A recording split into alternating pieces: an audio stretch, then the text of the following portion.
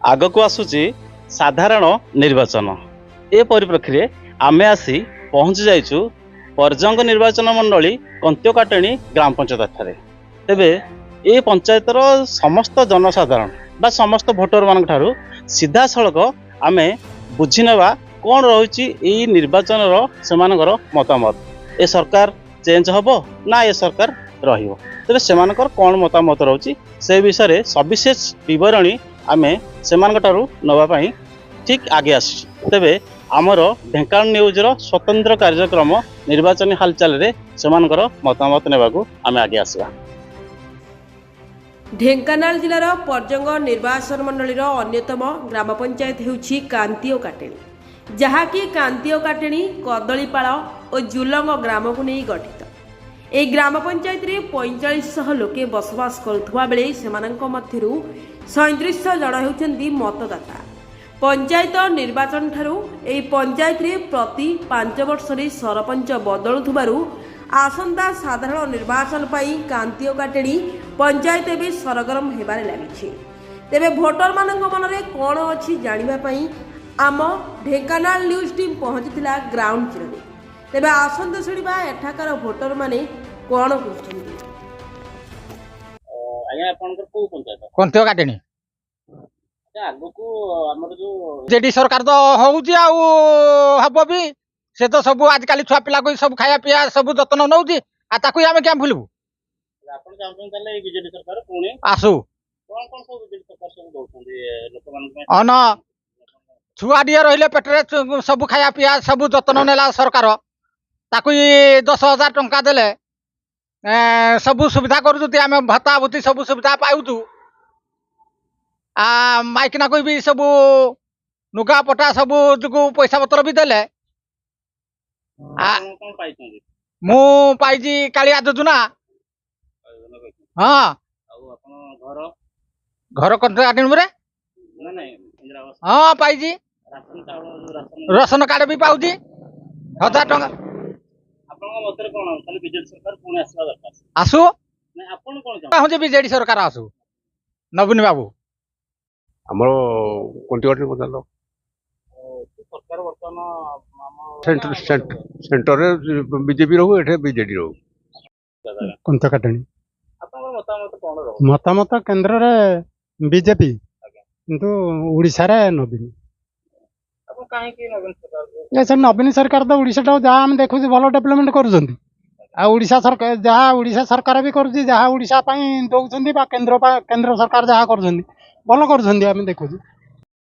कंत्योकाटेणी पंचायत आगको मो मतरे बीजेडी एते शासन कलानी निहाती बदलिबा निहाती दरकार कारण एक छत्रपति हो जाऊँगी एणुक शासन ठीक तान भाव चलुनी मन इच्छा तान रेट राट बढ़ुची एणुक निहाती तान बदलले ए समय भल हाँ जो पांड्यान कर सी मुख्य कि बिस्टा भाया लगुच आपन मतरे बदलिबा दरकार हाँ बदलवा दरकार केंद्र रे को सरकार बीजेपी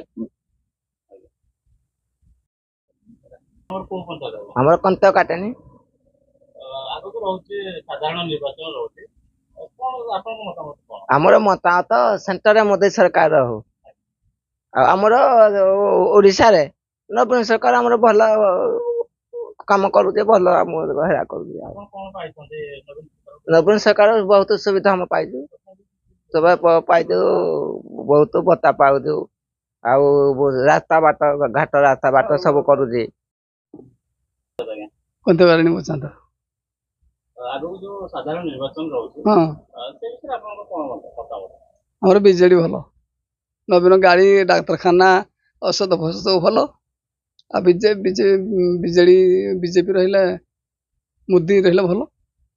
को पंचायत आमर कंत्योकाटेणी पचार एबे किछि दिन परे मोर मतामत सेंटर रहू बीजेपी ओडिशा रे रहू नवीन काहे के কথা आपन माने सुविधा का सुविधा सी दौजी ये दौजी दी जन दौजी मोर को पंचायत आगे मोर कंत्योकाटेणी आगको साधारण निर्वाचन रहउछि बर्तमान हमरो बदलिबा दरकार ना नाही जेंति सरकार मोर तो आंचलिक दलटा आम देखुଛୁ आम अंचल विकास करुचे ଆଉ କେନ୍ଦ୍ରୀୟ ପ୍ରତିନିଧି ଏମିତି ଆସିକି ଆମ ଅଞ୍ଚଳରେ ବି ଏମିତି କିଛି ବିକାଶମୂଳକ କାମ ଆମେ କାହିଁ ଦେଖିବାକୁ ପାଉନୁ। ନା ଆଞ୍ଚଳିକ ଦଳ ଯେହେତୁ କରୁଛି ଆମେ ଅଛୁ ଆଞ୍ଚଳିକ ଦଳ ଇଏ ଆଉ କେନ୍ଦ୍ରୀୟ ଦଳକୁ ବି ଆମେ ସମ୍ମାନ କରୁ, ଆଗରୁ ସେ ଦଳରେ ବି ଆମେ କାମ କରିଛୁ। ସେ ଦଳ ଆମ ପ୍ରତି ଅବହେଳା କଲା ବୋଲି ଆମେ ଆଞ୍ଚଳିକ ଦଳରେ ରହିକିରି ଏବେ କାମ କରୁଛୁ। ଇଏ କଣ୍ଟିକାଳିନୀ ଗ୍ରାମ ପଞ୍ଚାୟତ ଆଗକୁ ରହୁଛି କହିବାକୁ କଣ ଚାହୁଁଛି, ସବୁ ତ ନବୀନ ନବୀନ କହୁଛନ୍ତି। ଆମ ଗାଁ ପଞ୍ଚାୟତ ବି ସେଇଆ। ହଁ। ଆଉ ଏବେ ପୁଣି ଲୋକ ଆସିଥିଲେ ବି ଏଇ ବିଷୟରେ ଆସିଥିଲେ ବି ସେଇଆ ମୁଁ କହିଥିଲି। ମତାମତ ତ ଆମର ଏ ଯୋଉ ସବୁ ଚାଲିଛି କାର୍ଯ୍ୟକ୍ରମ ଏଇଟା ଆମ ତାଙ୍କୁ ଲୋକ ସବୁ। ହଁ। ସୁବିଧା ବହୁତ କିଛି ମିଳିଛି, ଏଠି ରାସନ, ତାପରେ ପଇସା, ଏବେ ପୁଣି ରାସନର ପଇସା ମିଳିଛି, ଏଇଟା ସବୁ ମିଳିଛି ଆଉ। ପଇସାଟା ଆପଣ ପାଇଛନ୍ତି, ଏଇଟା କେବେ ପାଇଲେ? ଏବେ ଧର ଏମିତି ପାଇଲେ? ଏବେ ଯୋଉ ଦେଇଛି 8-10 ଦିନ ହେଇଗଲାଣି। ଆଗରୁ ଆଜ୍ଞା କେମିତି ପଇସା ପାଇଥିଲେ? ଆଉ ଥରେ ହଁ ମିଳିଥିଲା ଏଇ 1000। ଆପଣଙ୍କର କୋଉ ପଞ୍ଚାୟତ ଆଜ୍ଞା? ଆମରଟା ଆଜ୍ଞା କଣ୍ଟିକାଟିଣୀ ପଞ୍ଚାୟତ।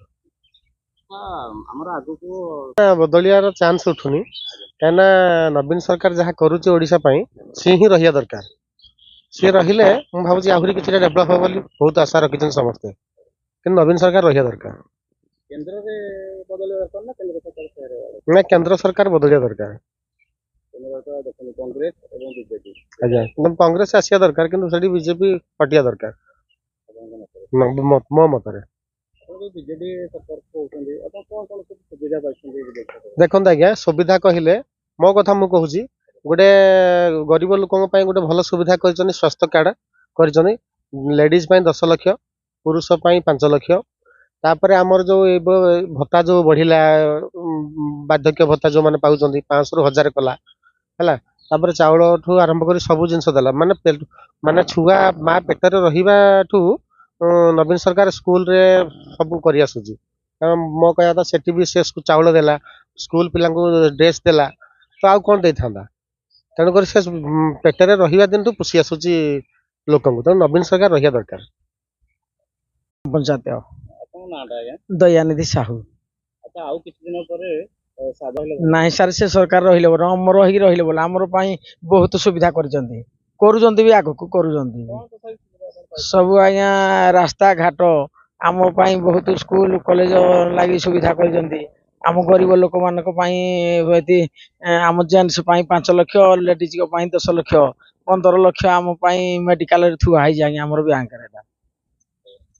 ଆପଣ ଚାହୁଁଛନ୍ତି ଯେ ସରକାର ରୁହନ୍ତୁ, ସରକାର ରୁହନ୍ତୁ। କେନ୍ଦ୍ରରେ ଆଜ୍ଞା କୋଉ ସରକାର ଆସିବ? କେନ୍ଦ୍ରରେ ବି ଏଇ ସରକାର ବି ଆସିଲେ ଗୋଟେ ସୁବିଧା ହେଲେ ଭଲ ହବ। କୋଉ ସରକାର? କେନ୍ଦ୍ରରେ କଂଗ୍ରେସ ଅଛନ୍ତି, ବିଜେପି ଅଛନ୍ତି, କୋଉଟା ଆପଣଙ୍କର ଭଲ ହେଲେ? କଂଗ୍ରେସ। କାହିଁକି ବିଜେପି ସରକାର ତ ଅଛନ୍ତି? କଣ ବିଜେପି ସରକାର ନାଇଁ, ବିଜେପି ସେ ସୁବିଧା ହବ। କଣ୍ଟିକାଟିଣୀ ଗ୍ରାମ ପଞ୍ଚାୟତ। କଣ ଆପଣଙ୍କ ନାଁ? ଭାରତୀ ସାହୁ। ମୁଁ କହିବାକୁ ଚାହୁଁଛି, ଆମ ରାଜ୍ୟର ବିଜେଡି ସରକାର ହେଲେ ବହୁତ ଭଲ ହବ। କାହିଁକି ଆଜ୍ଞା? ଆମେ ତାଙ୍କଠୁ ବହୁତ ସୁବିଧା ପାଇଛୁ, ଆଗକୁ ବି ପାଇବୁ। ଅନ୍ତୋଦୟ କାର୍ଡ ପାଇଛୁ, ଯୋଉ ରାସ୍ତାଘାଟ, ବନ୍ଧ ପୋଖରୀ, ଯାହା ପିଲାମାନଙ୍କର ସୁବିଧା, ସବୁ କିଛି ଆମେ ବିଜେଡି ସରକାରଠୁ ପାଇଛୁ, ଆଗକୁ ବି ପାଇବୁ। ଆପଣ ଘର ପାଇଛନ୍ତି? ପାଇନୁ। ରାସନ? ହଁ, ନାହିଁ, ରାସନ ଜିନିଷ ପାଉନୁ। ତଥାପି ଆପଣ ବିଜେଡି ସରକାରକୁ ନିଶ୍ଚିନ୍ତ, ନିଶ୍ଚିନ୍ତ। ଏବେ ଆମେ ଆସି ପହଞ୍ଚି ଯାଇଥିଲୁ ପର୍ଜଙ୍ଗ ନିର୍ବାଚନ ମଣ୍ଡଳୀର କନ୍ତିକାଟିଣୀ ଗ୍ରାମ ପଞ୍ଚାୟତ ଠାରେ। ତେବେ ଯେହେତୁ ଆଗକୁ ସାଧାରଣ ନିର୍ବାଚନ ରହୁଛି, ସେ ନିର୍ବାଚନରେ ଭୋଟର ମାନଙ୍କର କିମ୍ବା ଜନତା ମାନଙ୍କର କ'ଣ ମତାମତ ରହୁଛି ସେ ବିଷୟରେ ଆମେ ସବିଶେଷ ସେମାନଙ୍କ ସହିତ ଆଲୋଚନା କରିଥିଲୁ। ତେବେ ସେମାନଙ୍କର ଯେଉଁ ଆଲୋଚନାରେ ସେମାନେ ଯେଉଁ ପ୍ରତିପାଦନ ଦେଇଥିଲେ, ତ କିଛି ଭୋଟର ସେମାନେ ଶାସକ ଦଳକୁ ସପୋର୍ଟ କରିଥିଲେ ଏବଂ କିଛି ଲୋକ ପରିବର୍ତ୍ତନ ହେବା ପାଇଁ ମଧ୍ୟ ସେମାନଙ୍କର ନିଜସ୍ୱ ମତାମତ ଦେଇଥିଲେ। ତେବେ ଦର୍ଶକ ବନ୍ଧୁ